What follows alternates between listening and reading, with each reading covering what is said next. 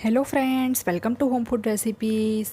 આજે આપણે બિલકુલ બજારમાં જ મળતો એના કરતાં પણ ટેસ્ટી છાશનો મસાલો ઘરે બનાવશું, જેને યુઝ કરીને તમે જ્યારે પણ મન કરે ત્યારે મસાલા છાશ બનાવીને પી શકો છો। ઉનાળો હવે શરૂ થવાનો છે અને બજાર જેવો જ છાશનો મસાલો ઘરે બનાવવો ખૂબ જ સરળ છે।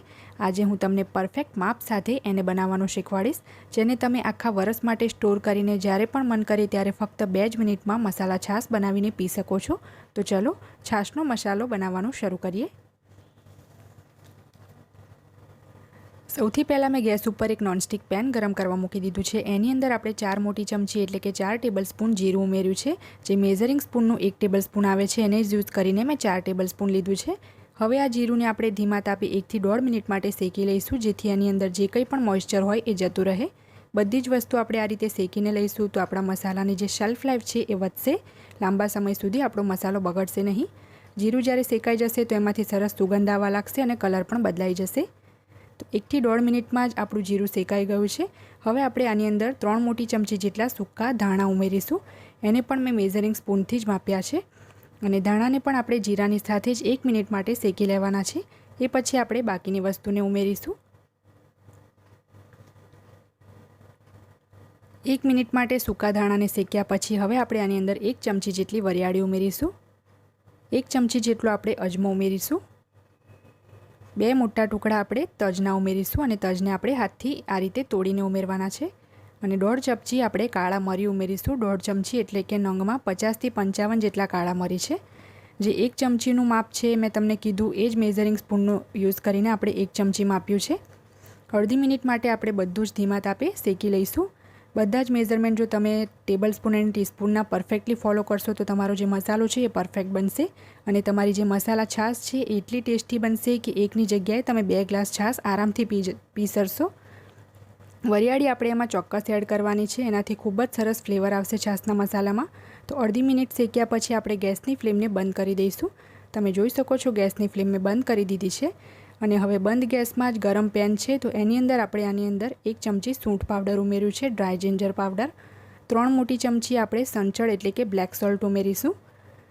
1.5 ચમચી જેટલું આપણે સાદું મીઠું ઉમેરીશું, જે રેગ્યુલર આપણે રોજ ખાઈએ છીએ એ જ મીઠું ઉમેર્યું છે।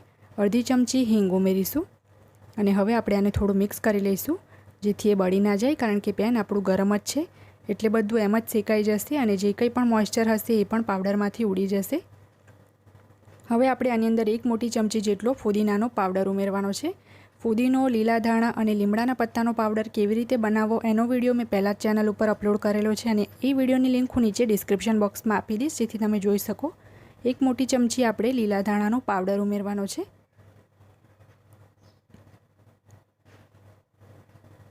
અને હવે આપણે 1 નાની ચમચી એટલે કે 1 ટીસ્પૂન આપણે લીમડાનો પાવડર ઉમેરીશું। લીમડાના પત્તાનો જે પાવડર છે એની ક્વોન્ટિટી આપણે અહીંયા થોડી ઓછી રાખી છે। એકવાર તમે આ રેસીપીને ફોલો કરીને છાશનો મસાલો ચોક્કસ બનાવજો, ખૂબ જ ટેસ્ટી છાશ બનશે। તો અડધી મિનિટ એટલે કે 30 સેકન્ડ માટે આપણે બંધ ગેસમાં જ એને મિક્સ કરતા રહેવાનું છે, જેથી એમાં જે કંઈ પણ મોઇસ્ચર હોય એ નીકળી જાય અને સતત આપણે એને હલાવતા રહેવાનું છે। 30 સેકન્ડ પછી બધું જ આપણે એક પ્લેટમાં કાઢી લઈશું અને ટોટલી આપણે આને ઠંડુ થવા દેવાનું છે, પછી જ આપણે એને પીસીશું। હવે મેં એક નાનું મિક્સર જાર લઈ લીધું છે, એની અંદર આપણે બધા જ મસાલાને એડ કરી દઈશું। ધ્યાન રાખવાનું છે કે બધું ટોટલી ઠંડુ થાય એ પછી જ આપણે એને પીસવાનું છે। તો હવે આપણે આના ઉપર ઢાંકણું ઢાંકીને એકદમ બારીક પીસીને પાવડર બનાવી લઈશું। બધું જ મેં સરસ રીતે પીસી લીધું છે। તો આપણો છાશનો મસાલો બંને તૈયાર છે। લાઇટ ગ્રીન કલરનો આપણો મસાલો બન્યો છે, કારણ કે આપણે આની અંદર ધાણા, ફુદીના અને લીમડાનો પાવડર પણ એડ કર્યો હતો। હવે આપણે આને એક પ્લેટમાં કાઢી લઈશું। આ પાવડરને આપણે છાશ બનાવતી વખતે કેટલો યુઝ કરવાનો છે એ પણ હું તમને જણાવી દઉં છું। તો હવે આપણે મસાલા છાશ પણ બનાવી લઈએ। અહીંયા મેં 2 કુલ્લડ લઈ લીધા છે, એની અંદર આપણે છાશ એડ કરીશું। અડધો કપ ઠંડા ગાઢા દહીંમાં મેં 1 કપ જેટલું પાણી ઉમેરીને એને સરસ રીતે ફેંટીને છાશ બનાવી લીધી છે।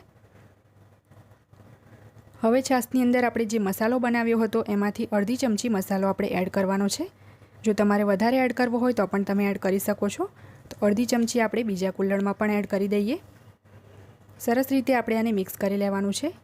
છાશ બનાવતી વખતે જે દહીં છે એ આપણે સહેજ ખાટું લેવાનું છે, તો છાશનો ટેસ્ટ ખૂબ જ સરસ આવશે। જો એકદમ મોડું દહીં હશે તો છાશ સારી નહીં લાગે। અને આ પાવડરને મેં અહીંયા ચાળ્યો નથી. જો તમારે ચાળીને લેવો હોય તો પણ તમે લઈ શકો છો, પણ એકદમ બારીક પીસશો તો તમારે ચાળવાની જરૂર નહીં પડે. હવે છાશને ગાર્નિશ કરવા માટે આપણે જે મસાલો બનાવ્યો હતો એ જ આપણે છાશની ઉપર થોડો થોડો સ્પ્રિંકલ કરી લીધો છે. તો આપણી મસાલા છાશ બનીને તૈયાર છે. તો ફ્રેન્ડ્સ, આ ઉનાળામાં તમે પણ આ છાશનો મસાલો બનાવીને ચોક્કસથી એને સ્ટોર કરજો, જેથી તમને જ્યારે પણ છાશ પીવાનું મન કરે ફક્ત 2 જ મિનિટમાં તમે એને બનાવીને પી શકો છો. જો તમને મારી આજની આ છાશના મસાલાની રેસીપી પસંદ આવી હોય તો મારા વિડીયોને લાઇક અને શેર કરી ચેનલને સબસ્ક્રાઈબ કરવાનું ના ભૂલતા.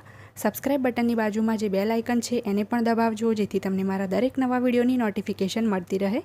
જો તમારે મારો આ જ વિડીયો હિન્દીમાં જોવો હોય તો એની પણ મેં લિંક નીચે ડિસ્ક્રિપ્શન બોક્સમાં આપી દીધી છે. તો મળીએ નેક્સ્ટ વિડીયોમાં. ત્યાં સુધી આવજો.